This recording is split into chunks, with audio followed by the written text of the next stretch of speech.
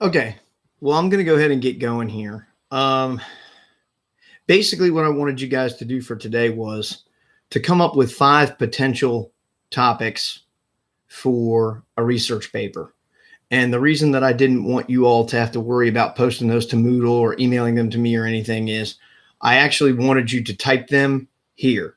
So, over here in your little text box, type out 5 topics that you thought about potentially writing a research paper on.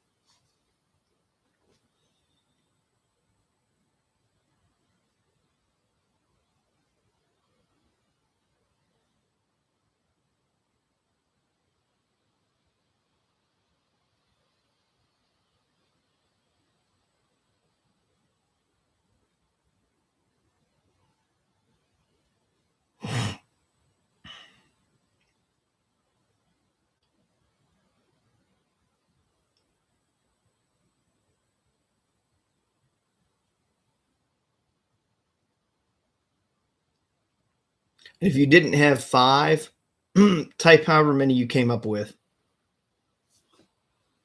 5 is just a good round number to use, I have found.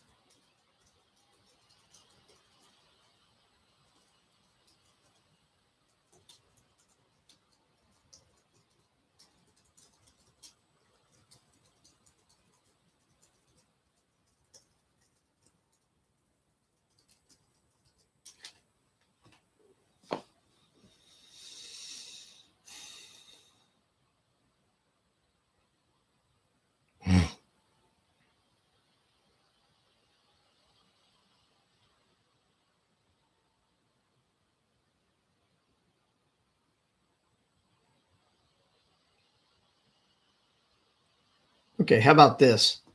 I see there's 2 people in here. How about 1? Type 1 topic.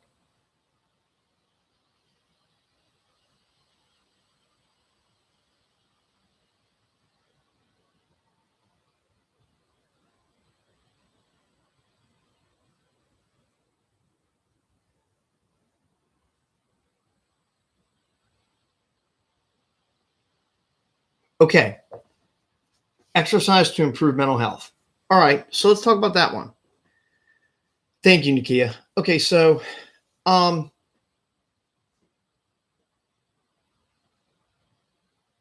reason that I wanted you to do this exercise is because obviously, one, your final paper in here, not your final project, because the final project's a portfolio, but your final paper in the class is a research paper.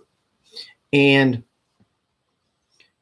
what you need to be able to do when you're writing a research paper, the first thing that you want to do is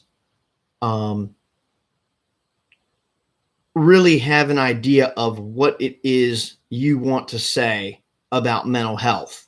Now, what you've written here, exercise to improve mental health. Okay. As a reader, that's not readily clear. Are you saying that you need to do physical exercise to improve your mental health? Or are you saying people need to do various exercises to improve their mental health? What I mean is like, breathing, no, not meditating,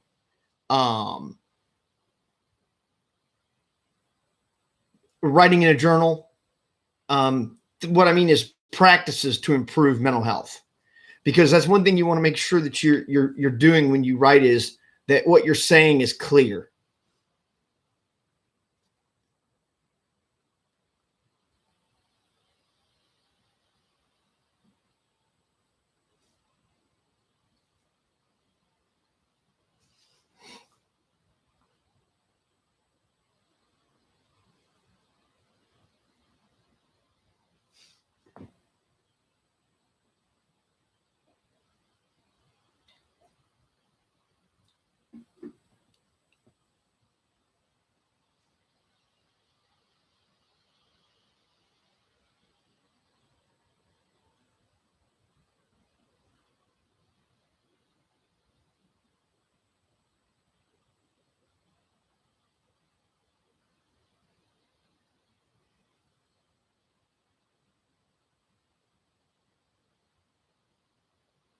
Okay. Practicing exercises to improve mental health. Okay. So, I'm trying to think of how best to phrase this.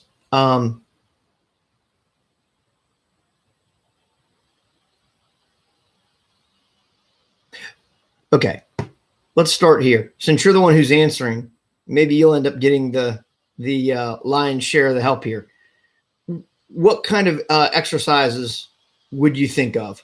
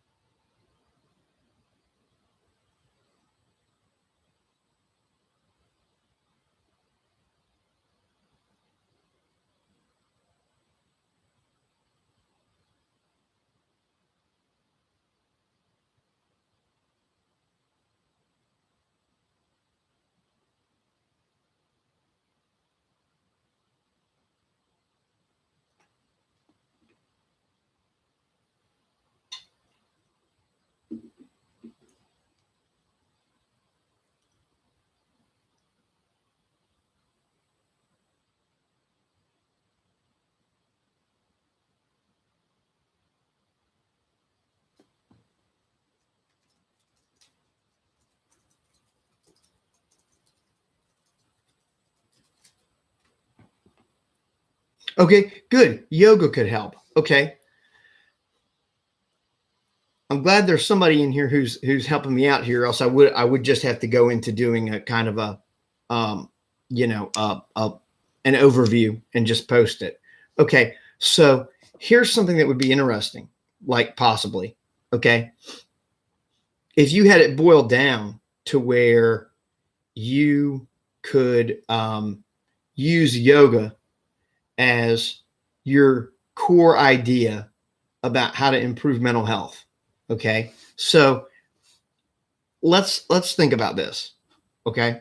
Let's go back to where we went the other day. And if you were in the room, you already remember this, but if you weren't, this may be new. Okay. Online databases. And, you know, you probably, I would think one of the databases could be human performance. It could be psychology, but let's just look at human performance. Okay. And let's say we want to go to Academic Search Complete because that's probably got the most databases in it. Okay. Now, one thing we found out the other day was that you can access the databases from wherever you are. I know that most students aren't on campus. I know there are a few who are. I'm assuming most of you probably are not. So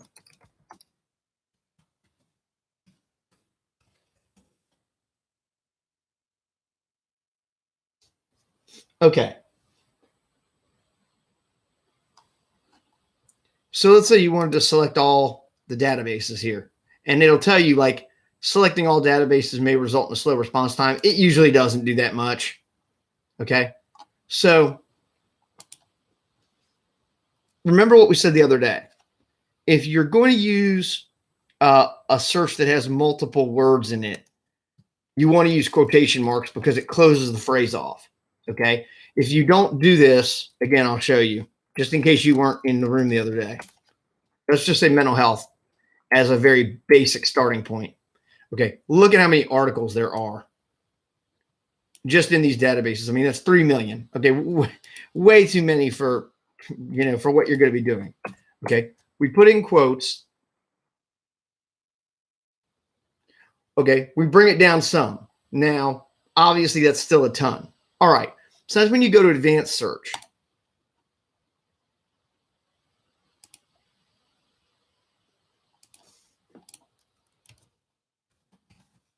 Okay. Now, we're just going to put in exercise. I know you spoke specifically about yoga. But now, if you notice, we took it down to 48,940. Okay. And again, now you could just go around and poke around in the articles here and see, you know, just some of the basic first hits that come up. Okay. And again, I'm not telling you to use these. I'm just saying sometimes it helps just to look at what the first couple of hits are. Now, a lot of these are international, as you see. Brazil, India, Japan.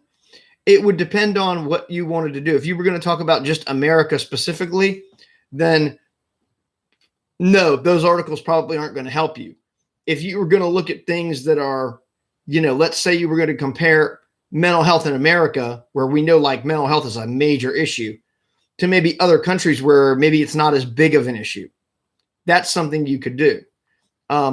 Bullying environment moderates the relationship between exercise and mental health. Okay. Again, these are, you know, these are topics that could conceivably be ones that you use. Okay.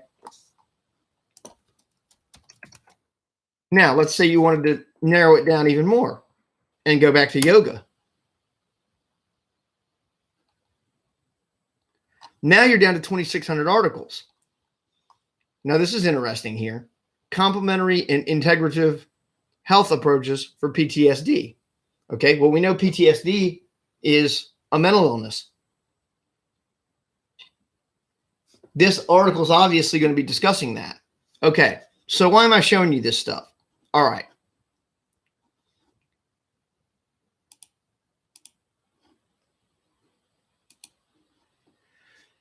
So the reason I'm showing you that is simple. Okay. That's how you could just go back and use a database to kind of get some sort of tightening up of um, um,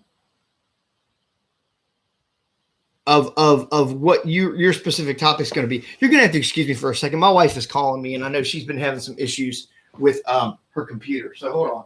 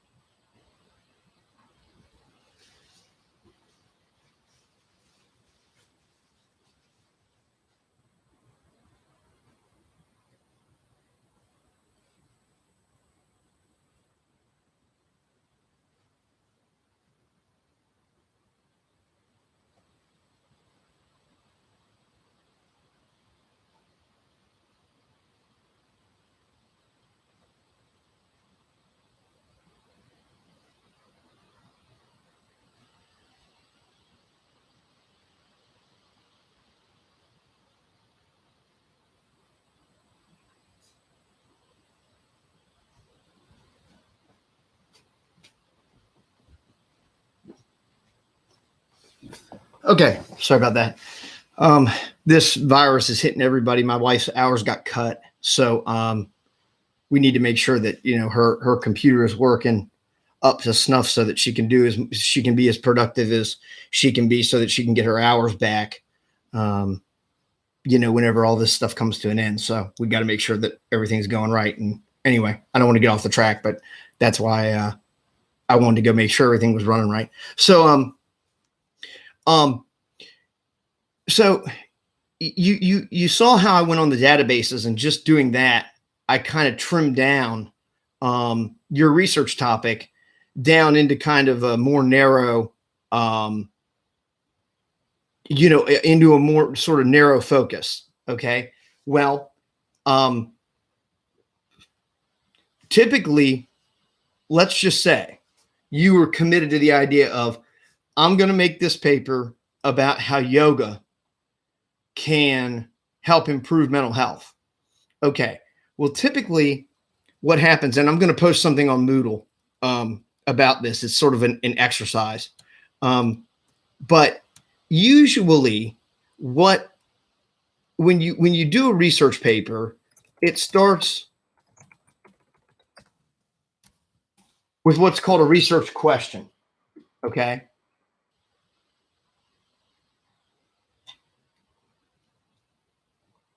And I think with a topic like this, your research question that you may start out with would be something like this.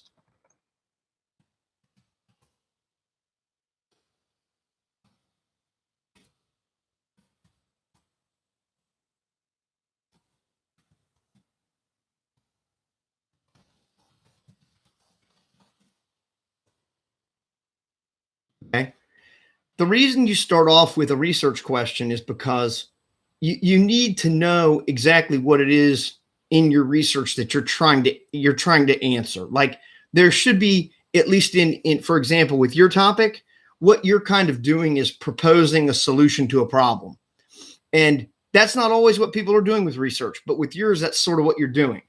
So what you need to do is come up with a question that you're trying to answer that makes your paper become relevant. What is it that yoga can do? What benefits can it provide that will help someone using it improve their mental health? Okay? Then what would happen is this. You would ask yourself this question and then you would come up with an answer for it.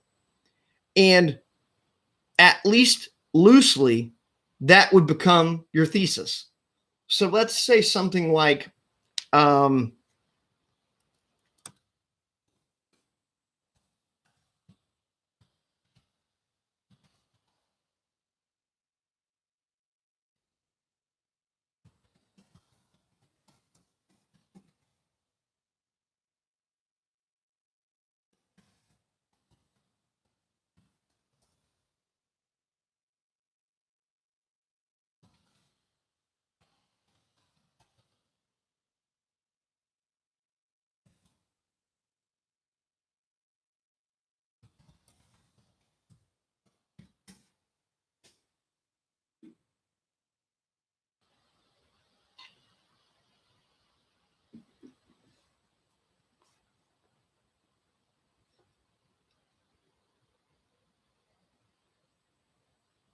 and again, I'm not telling you that's a perfect thesis statement. What I'm telling you is it's an idea. Okay, that's where research papers start. They start with an idea. Okay. Now, what you could do then is take that idea and start brainstorming about it. There are several ways you can do pre-writing exercises that help you get your ideas to where they're more developed. For example, one I will show you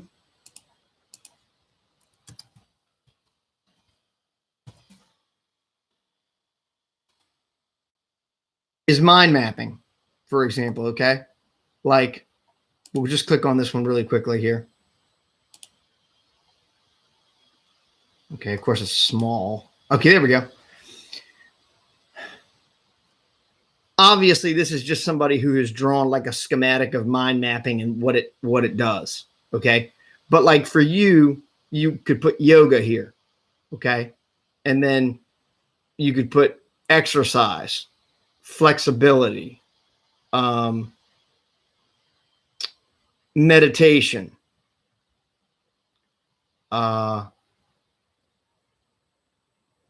physical health,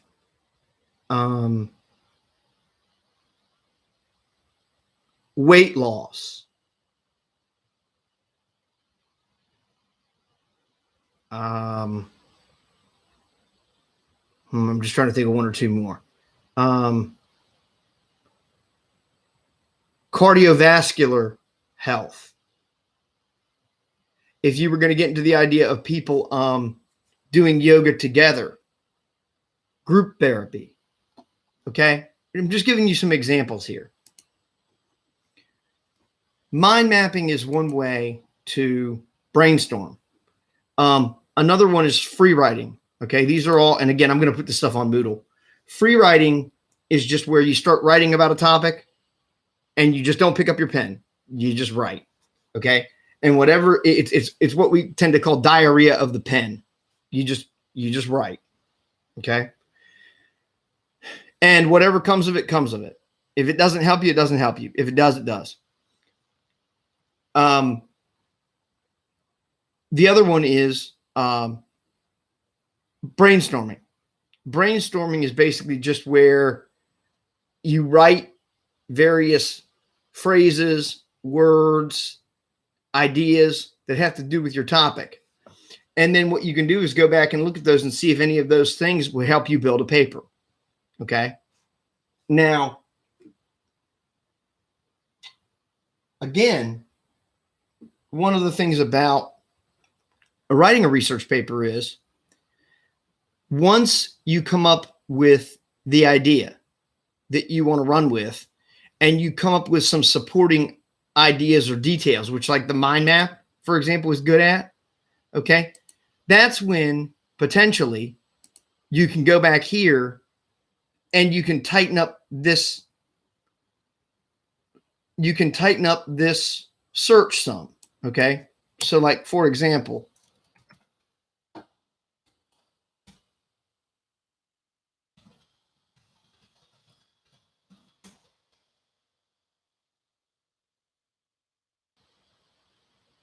okay, now you notice we went down to 471. So let's say what you were going to do is go by that old idea. I think it was, I want to say it was Socrates or Plato who said, you know, healthy mind, healthy body. And I'll tell you, in truth, that may actually be in the Bible somewhere, but I think Socrates is the one that people mostly quote who said that. It was him or Plato. 471 is a very manageable number of articles to look at. Now, I'm not saying you'd read all 471. That don't say Dr. Root told you that. What I'm saying is you can go through and look at the titles of these articles, and usually you can look at the subjects they cover. And again, sometimes if you click on it, you will actually get an abstract. Okay. And I'm going to post, I did actually post something on Moodle about abstracts. Okay. See, this has an abstract. Okay. Examined the role of dispositional mindfulness in impacting the relational benefits of yoga in novice practitioners in undergraduate academic yoga course. Okay. So now that would be interesting. Undergraduate yoga course. Well, right there might be interesting for somebody like you because you're an undergraduate. So what I'm getting at is that's something that you could readily relate to, as opposed to an article that might be about, you know, senior citizens practicing yoga. That's not to say that you couldn't still write about that. That's not, I'm not saying that. What I am saying is that maybe this would be an interesting place for you to start because it's more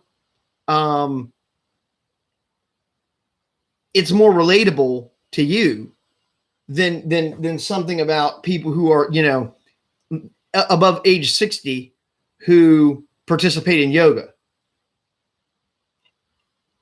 Now, again, please don't think what I'm saying is that you couldn't use an article about that. You could.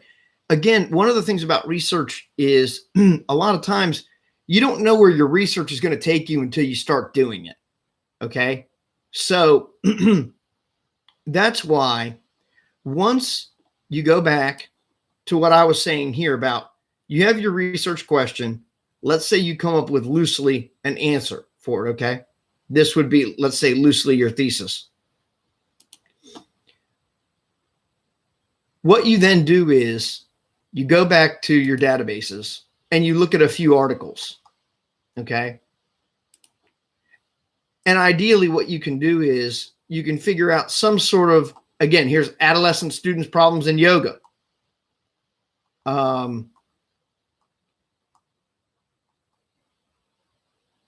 The effect of yoga-based interventions for anxiety symptoms.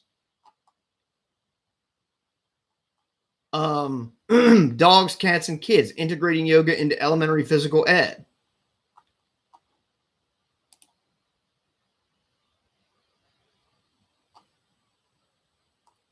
Improving health among elementary school children. The effects of pranayama, I don't know exactly what that is, on mental health and physical fitness in healthy university students.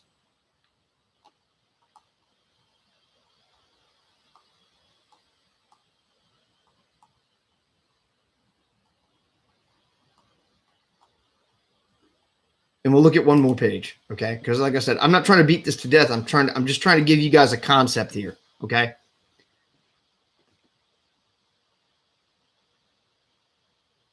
how yoga helps heal interpersonal trauma.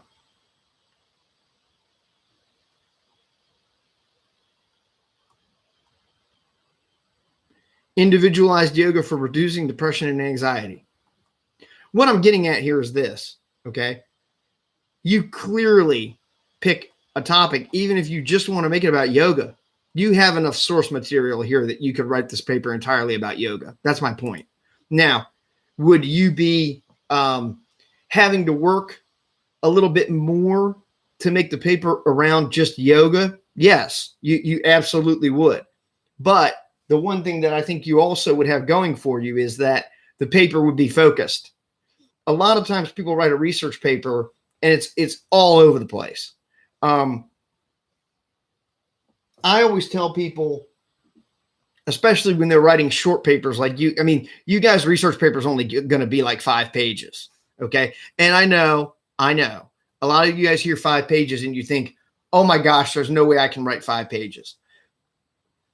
I'm telling you right now, 5 pages is not that long, for one. And for two, you also have to remember, it's not just 5 pages of you writing. You have source material to use. Okay. So source material is going to take up some of that 5 pages. All right. So getting back to this, what you typically do once you come up with sort of a loose thesis and you come up with, you've looked through your source material a little bit. What you then do is you go into a process that's called an abstract.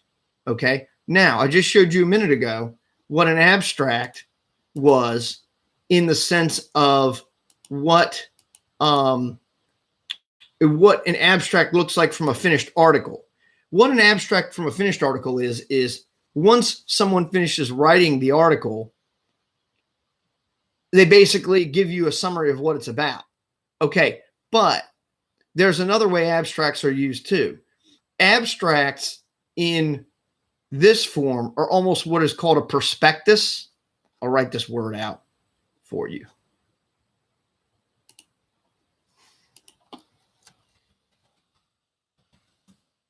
Or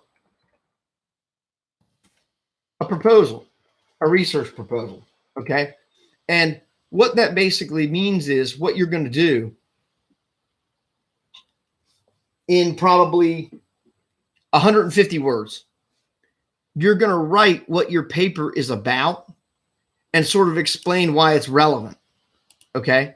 So what I did here, you can see this is not long, what I wrote. And I wrote this a few years back, and I'll explain why I wrote it.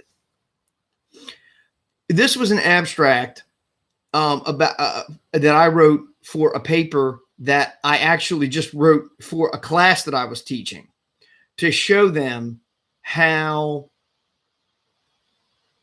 an abstract summarizes what you feel like you're going to do with your paper. Several years ago, I really got into doing like, even though I was only playing like quarter games, for like 25 cents, I got into playing fantasy sports because I really am a big sports fan. And it was just something I could do to kill time. When I lived in Cincinnati, I really didn't have, I didn't have any family there. I didn't have any friends there. I was engaged and my wife still lived in Georgia. So I didn't have a whole lot of stuff to do with my free time, but I was always a big sports fan. And so I started using like DraftKings and playing on there. And for me, it was always more about like the competition. I mean, if you're playing a quarter game, you're not going to win any money. Okay. Like what I mean is like, you're going to, at most you might win like $1. Okay. It was never about me gambling for money. It was about just doing it for competition's sake. And at one point in time, just to give you all a little history lesson, and actually it's still going on. There are class action suits that are still going on against like DraftKings and FanDuel. They were the two big names in sort of internet fantasy sports. Basically what happened was a lot of states were outlawing it. And now what we're finding out anyway about it was that there's a belief, at least by probably people who lost a lot of money. See, I never really lost much money in it. I mean, I lost a couple dollars, but there were some people, you know, who go into those things and they gambled tens of thousands of dollars in there and they were losing their money. And what some of them either believed or sort of figured out was that those computer programs were using like algorithms, and what the algorithms were allowing the computer to do was the computer was somehow being able to cheat people at the last minute who might be like winning out of their money. Okay. Now, again, like that's probably more complicated than I can explain and not really the point. But where I'm going with this is, so I was basically writing my paper in defense of the idea of being able to gamble online, because I feel like, again, and this is just my philosophy, but you got to remember, all research papers start with an opinion. Well, my opinion is, you know, gambling has been around forever. Okay.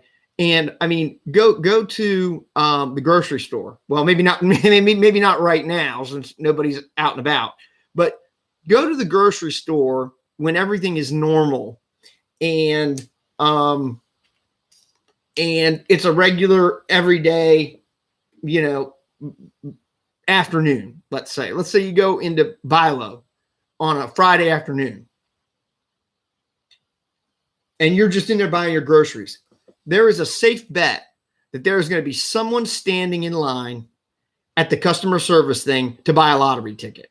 My point is, okay, well, how's that any different than gambling online? You in other words, anybody who's gambling should understand and be responsible enough to know that you're probably not going to win. I mean, that's the nature of gambling. You're probably not going to win. But these people basically, where I was kind of standing on it was like sour grapes. They lost their money and they wanted it back. And the way they felt like they could get it back was to file a class action suit or to try to, in some states, make gambling online illegal.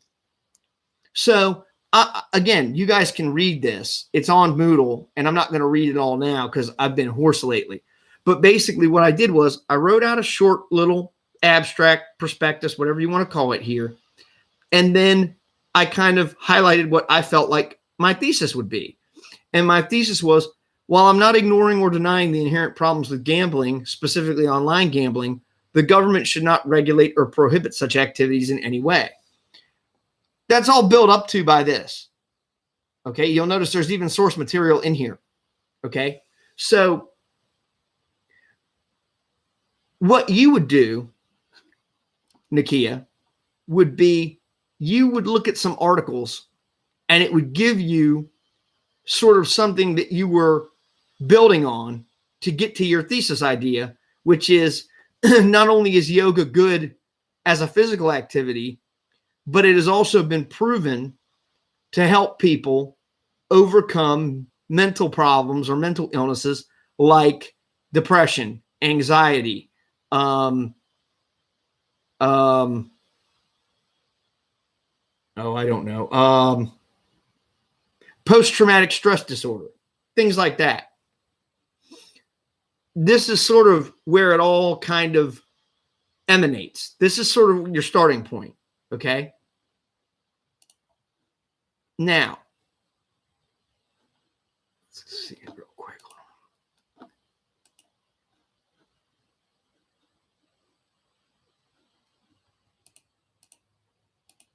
Okay, there we go. Sorry about that. So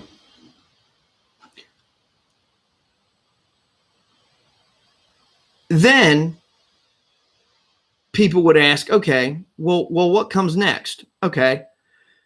So you've looked at your sources,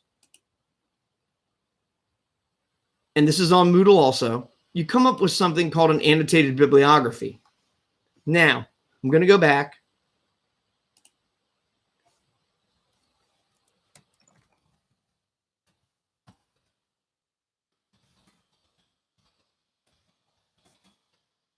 and ask you that question. How many of you know what a bibliography is?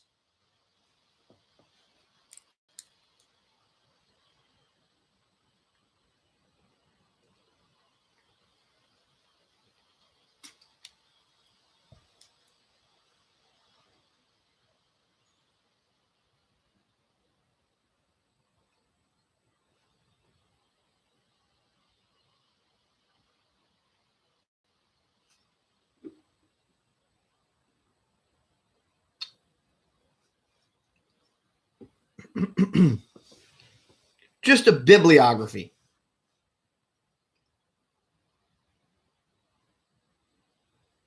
Okay, what is it, Nakia?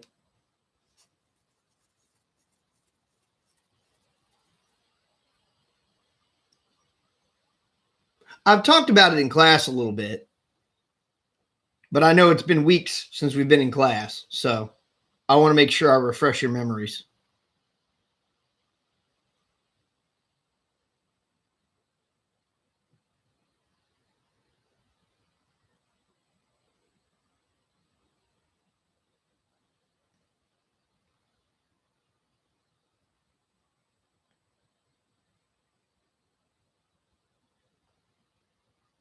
Good. Excellent. Yeah, it's a list of references. Okay, so let's go a step further. Do you know what an annotated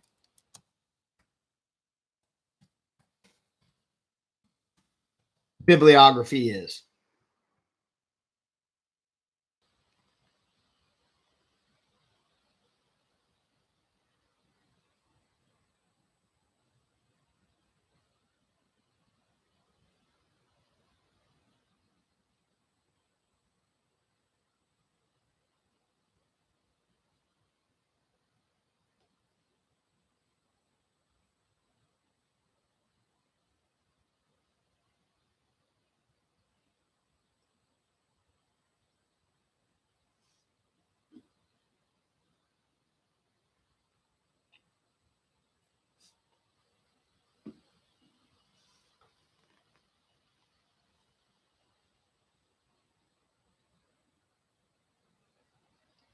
If you don't, it's okay.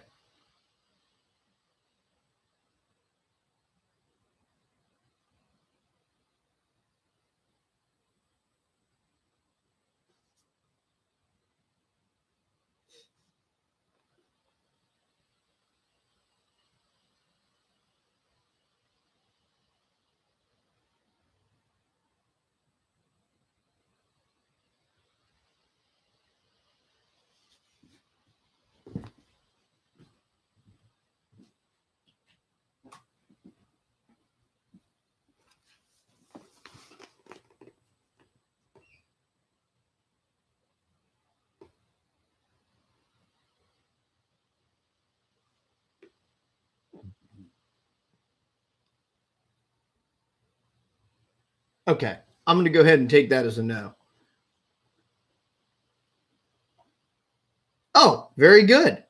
Provides the reader with a summary and evaluation of each source. Good. Okay, so if you go back and look at what I have here, and again, this is on Moodle. This stuff, I put it on Moodle. This is basically what an annotated bibliography would look like. Okay. You've got your author.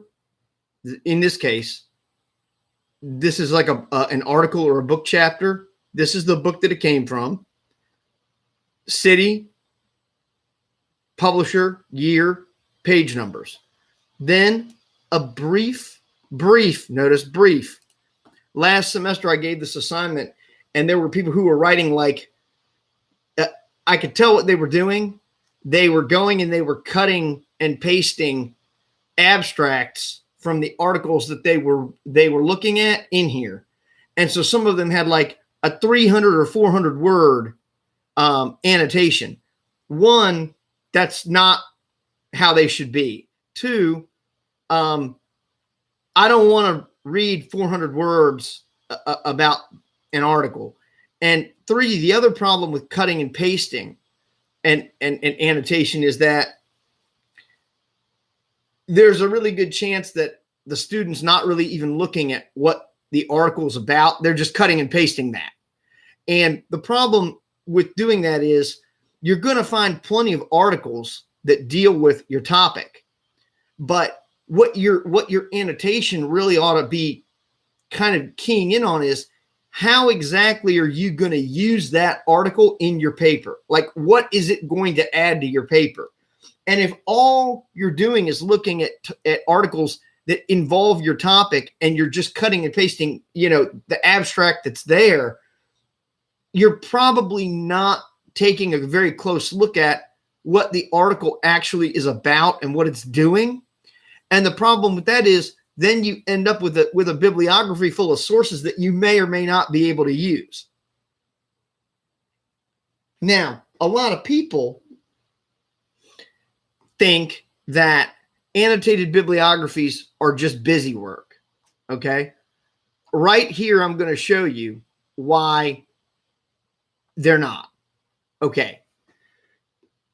So here's the thing. All right. This is a short paper, admittedly. Okay. 5 pages. Like I said, it's short. But as I always say in class, some of you guys are going to go on and you're going to end up having to write long papers for whether it's for grad school.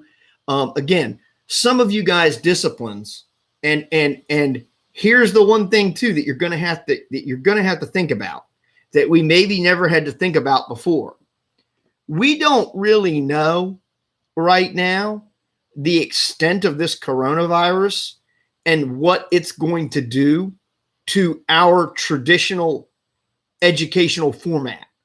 What I mean by that is this, okay? When we were meeting face-to-face every Tuesday and Thursday on ground, for example, if I came into class today to do this lesson and there were 2 people in class, which it looks like there are 2 people involved in our live stream right now, I might not even teach this lesson.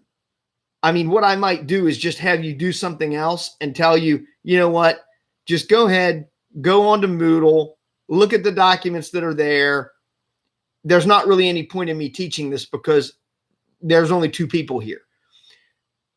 Where I'm going with this is if this coronavirus thing continues, and I mean, those of you who don't watch the news,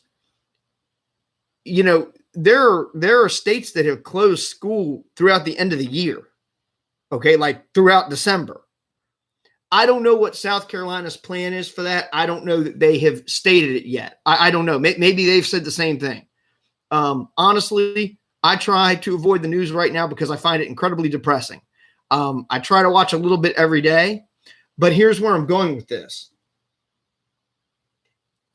When you don't have face-to-face communication, guess what you have to do more of? You're going to have to do more writing because that's just the way you're most of the time you're going to be communicating.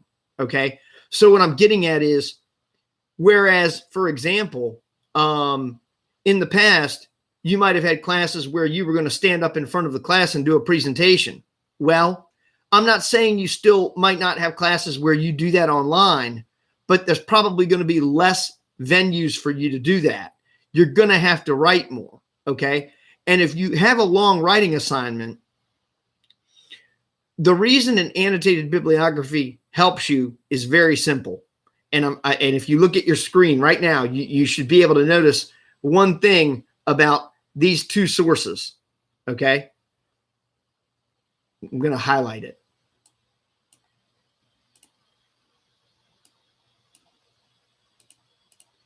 When you write about certain topics, you're going to find out that there are certain authors who are very prolific. What I mean by that is most people who study a topic, they tend to write mostly on that topic. Okay. Like, for example, my background is British literature. For the most part, the stuff I have written and had published it involves British literature in some way. Okay. Let's say that I'm writing my article here. This was from an actual assignment that I did. This is from when I was in grad school.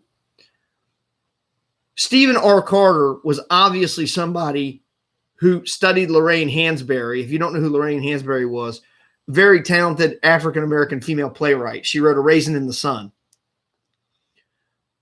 And let's say, for example, I'm writing a 20-page paper, which I think this paper probably ended up being about 20 pages. Let's say I end up using Stephen R. Carter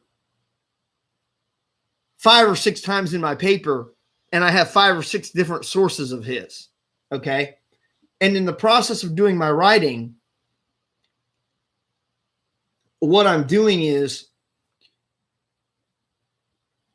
going back and I'm having to incorporate the source material. And I know in the back of my mind, okay, I remember reading this being in one of Stephen Carter's articles, but I don't remember what article it was in. Okay. Well, here's the problem. If I just know that I used Stephen R. Carter as a source and I don't have this stuff, guess what I have to do? And this is a question I'm actually asking you. Guess what I have to do if I don't have those annotations and I don't have a list of sources that Stephen R. Carter wrote, and I need to go back and cite him? What am I going to have to do if I don't have that list?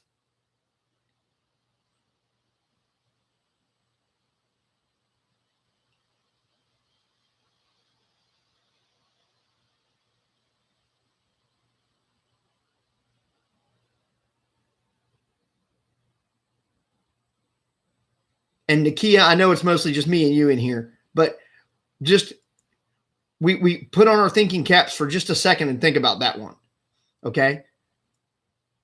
If I don't have that list of source material, particularly with the annotations, and I go back through my paper and I know I need to cite something by Carter, but I don't have that list, what am I going to have to do?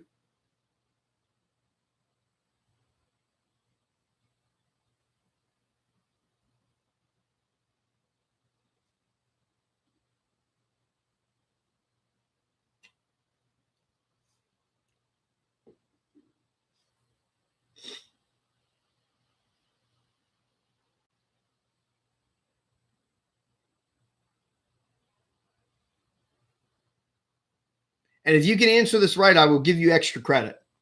I'll put it that way. Maybe that'll motivate you.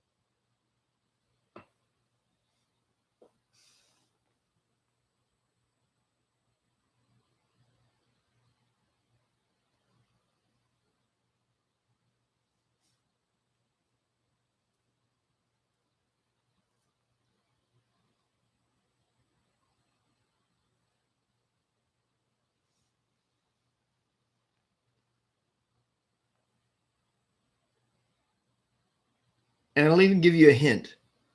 It involves saving time.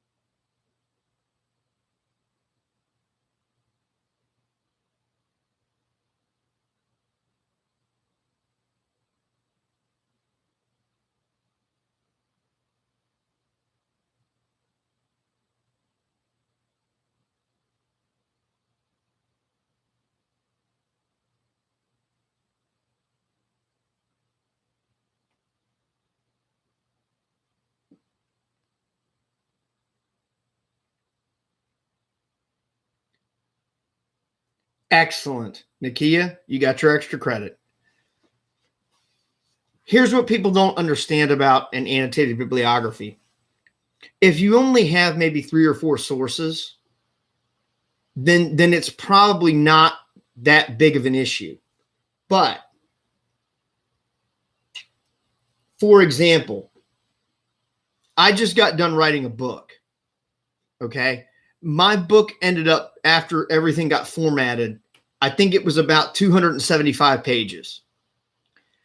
I'm going to take a guess here. And I'm going to say that I probably used, I'm just going to take a guess here. Let's say I used 150 sources in that book. Okay. Well, one of my chapters was on Benjamin Franklin. And in order to write the chapter, I had to use a lot of different things that Ben Franklin wrote. But you got to remember, like, you know, a lot of those things I used were like letters that he wrote to people. They weren't very, you know, pardon me. They weren't very well-known works. Like me citing something from his autobiography, that was pretty easy for me because I had read that like 10 times. But a lot of the stuff of his that was in there, I had never read it before.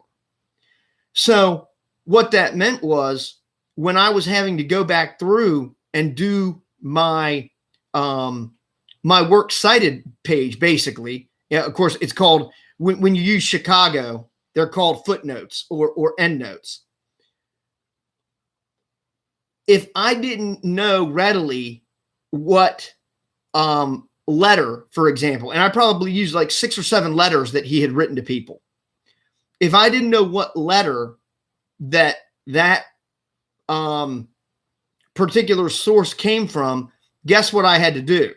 I had to go back through all my books and find out what letter it was, find what page number it was, and cite it because if I didn't have a list of what the letter was, who it was to, and what it was about, then me going back through and blindly trying to remember it, there's no way in a 275-page book I was going to be able to do that.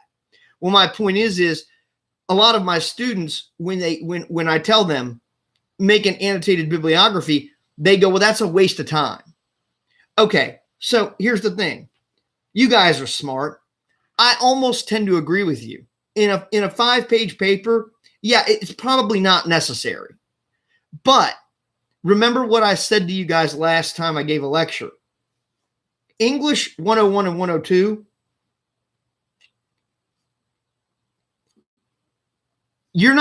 we shouldn't be anyway. I can't speak for my colleagues. All I can speak for is how I try to teach this class. I am not trying to teach this class to make you guys become English majors. That's not what, to me, that's not what this course is about. What this course is about is it's teaching you fundamentals that you can take outside of this class and use later on. It's like me teaching you for 4 lessons about paragraphs. If I didn't care about you guys being able to write a viable paper when you get out of this class, I wouldn't have done that. Okay, like I would just take your papers. They'd all be 1 paragraph. I'd give them bad grades because they were 1 paragraph, and I'd move on about my life. But you guys need to learn how to write paragraphs, right? I mean, you do. Well, this is another concept, okay? Yes, it may not be so important in a 5-page paper that you have annotations for every one of your citations. I understand that. But there may be a point in time where you do. And if you learn how to do that now, it's going to save you a lot of time down the road. That's what I'm trying to do. I'm trying to teach you all a concept. It's not to say that it's critical in this particular assignment, but there may be a point in time where it becomes critical. And I also know this too. Some of my colleagues, they make some of their students make an annotated bibliography that is, 20, 25 sources just because they want them to be fluent in doing an annotated bibliography. They know that they're not going to use 20 or 25 sources in a paper for this class. They know that. They're doing that to get you guys to be fluent with doing annotations and knowing your source material kind of front and back. Okay. Another thing that some teachers do too is they make students keep a journal where they annotate things, and then they collect those journals and grade the annotations. Now, for me, I'm not going to do that because not everybody learns that way. You understand what I mean? Like, not everybody does annotations and things like that in order. It's not what I mean is it's not necessary for some people to have to do that to learn the material they're reading. Some people don't need to do it. That's why I don't make that sort of requirement. Again, I'm not saying this to badmouth my coworkers. What I'm saying is some of them do that because that's how important understanding your materials is to putting together an overall work. So here's basically kind of where I'm going to wrap up. What I'm going to do on Moodle already, these two documents, the annotated bib, what I have you do is,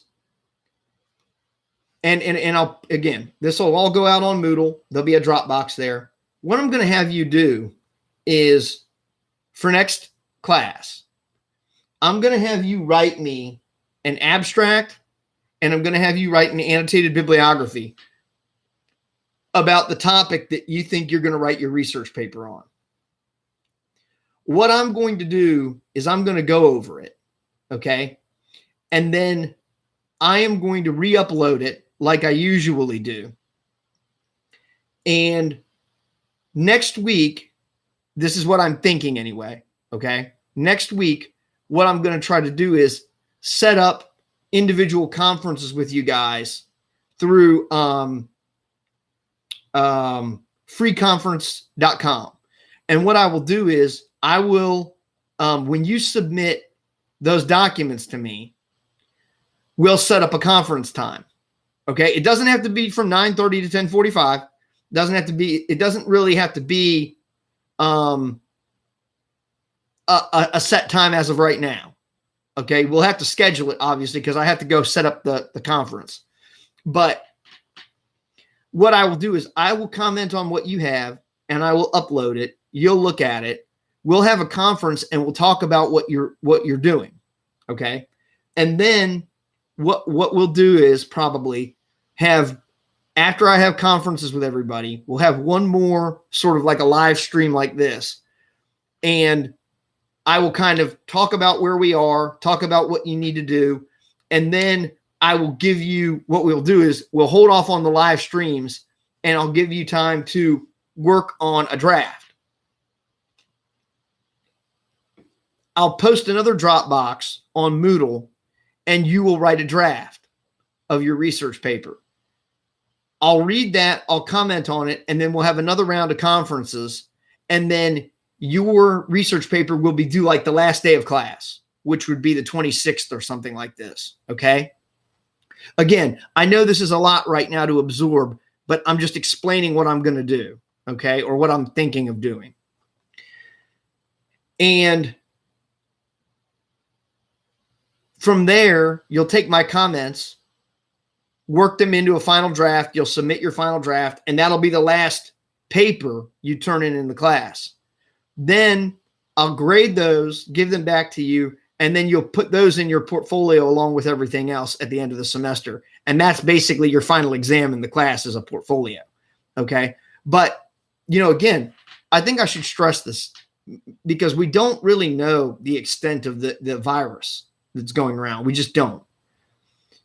There's a really good chance that you guys are going to end up doing a lot more writing than you would have had classes been on ground the way they normally are. One of the reasons why, if it seems like with giving you guys feedback and stuff, that I've been moving a little slower than I normally do is very simple. I'm online doing lectures or grading, etc., probably like 6 to 8 hours a day. I'm back here in my room doing this.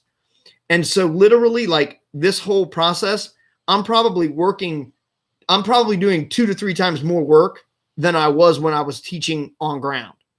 So the point I'm making is, again, what I said at the beginning of the course is we just have to be patient because this is a process. And the whole technology thing is not, we know technology is supposed to make things easier, but it's also a lot of work to do this every day.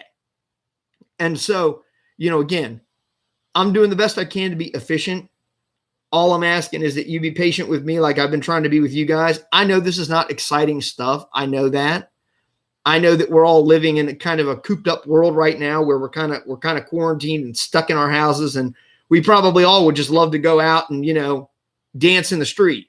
But right now we know that dancing in the street's not the smart thing to do. So most of us aren't doing that. I hope you're not doing that. And so a lot of this stuff, in a lot of your classes, you're going to have to be doing more writing. And that's why I'm taking this so seriously as far as trying to get you guys to write things that are viable, that make sense, that are strong, that work. Because if I'm not doing that to help you outside of my class, then why am I here and why am I doing this? Why, I'm not doing my job. So again, if you guys feel like, wow, this is boring, oh my gosh, I hate going to watch these live streams. I mean, I guess you don't have to, but the point I'm making is I think if you invest your time in these, they will help you. I think everything with the paragraphs, if you go back, I think, and you go back through it concertedly and put forth an effort, you'll see what I was doing. And I think you can go back and look through these lectures, and I think you can see what I was trying to do. Okay. Well, same thing here. What I'm trying to do is prep you for when, and the day is going to come when you're going to have to write a longer paper. This is just a baby version. And I don't mean that in a mean way. What I mean is this is like a baby research paper. And I don't mean you guys are babies. I mean a baby research paper in the sense that it's tiny. Okay. It's small. It's like a miniature. That's probably a better word. A miniature research paper. And you guys, for the most part, probably have not written research papers. So it's my job to prepare you to know how to do that. And the only way I can do it right now is the way that I'm trying to do it online. There's limitations to it. I realize that. Okay. I'm trying to work around all those. I'm trying to, like I said, even give you conference time next week so that we can kind of talk face to face instead of me just talking and giving a lecture like I do on the stream. So on that note, keep an eye out on your Moodle. Keep an eye out on your email. Look at the source material that I've already put there because I think it will give you an idea of what it is I'm asking you to do.